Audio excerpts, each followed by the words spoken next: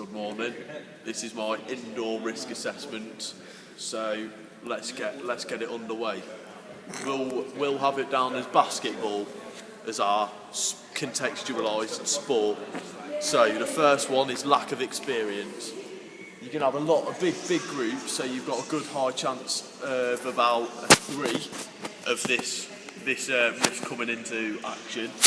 The risk is lack of experience. So you've got a good 40-50 players, probably not that much, 20-30 players. So there's a good chance that there's a lot of them, or a couple of them, who are going to have a lack of experience or a lack of skill.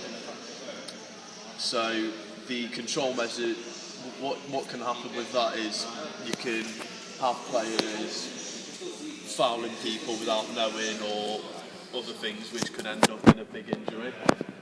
So the probability of this happening is a 3, because all the time you're probably going to have someone who isn't as high skilled as the others. So control measures you can take is ask about the skill level before you start the session, and if there is different skill level people, then create separate training sessions for different skill level people.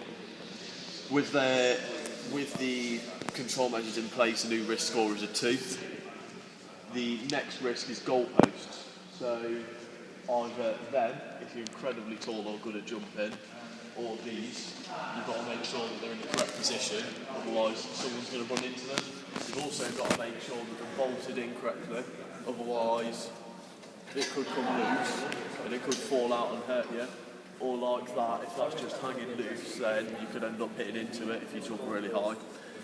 The severity of this is a 3, but the probability is about a 2, because before the session you're always going to look at the goals, make sure they're connected correctly and stuff like that. So you can make sure they're attached properly, and you can also make sure people are aware before you come into the session and start. Or you could just move the goal, so move it somewhere else where the session isn't taking place, or move the session to a different location. With these control measures in place, the new risk scores are 2. Again, the netting is 1, so either the netting on the basketball hoop when you're jumping for a dunk, or the netting on the goal. You've got to make sure that it's properly connected so you don't get caught on it or anything. So like on the goal there, it's all hanging across the floor, so you're going to get your foot trapped in that if you're not careful. Or up there, if it's hanging down too low, it could either grab you by the neck or grab you by the arm and get you stuck there. The severity of this is about a 2.